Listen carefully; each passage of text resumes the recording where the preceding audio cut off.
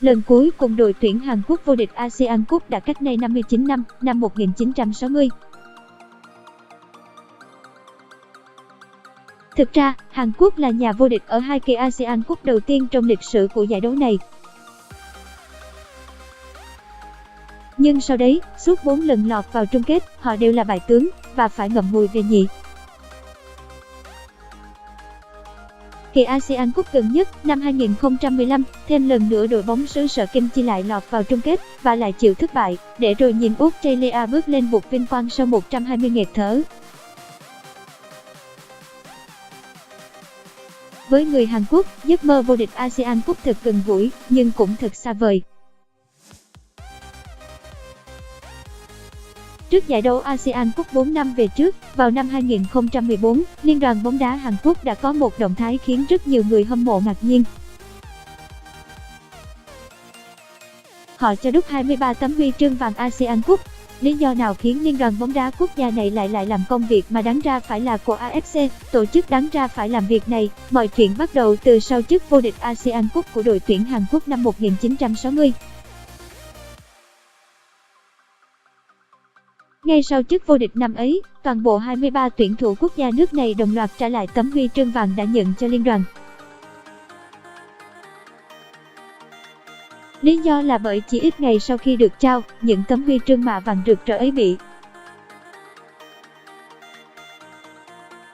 bong lớp mạ, lộ ra phần lõi xấu xí phía trong. Gần 60 năm trước, Liên đoàn bóng đá Hàn Quốc không quá quan tâm đến việc này, và người hâm mộ cũng không mấy bức xúc với nó, và rồi tất cả trôi vào quên lãng.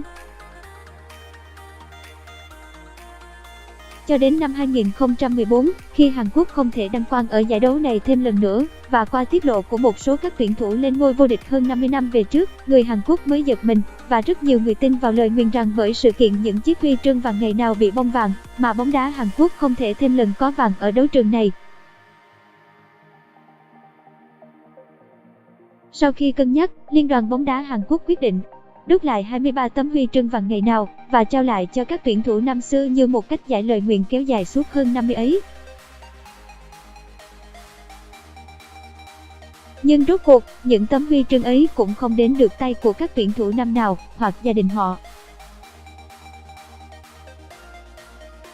Và kết quả là ASEAN Cup 2015, Hàn Quốc lại về nhì. Ngay trước ASEAN Cup 2019, những lời đồn về lời nguyền vàng năm nào lại tiếp tục dấy lên trong cộng đồng người hâm mộ Hàn Quốc, và người ta càng tin rằng lời nguyền này đã khiến những thế hệ sau của đội tuyển Hàn Quốc vô địch năm 1960 bị trừng phạt bởi sự vô tâm, tác trách ngày ấy.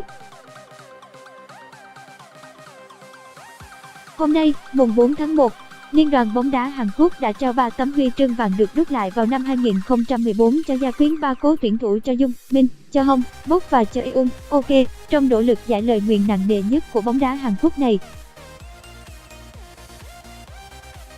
Một trong những quan chức tham gia trao trả những chiếc huy chương vàng này cho biết, lần này, chúng tôi quyết tâm làm việc này để chiếc huy chương vàng ASEAN Cup lại trở về với Hàn Quốc.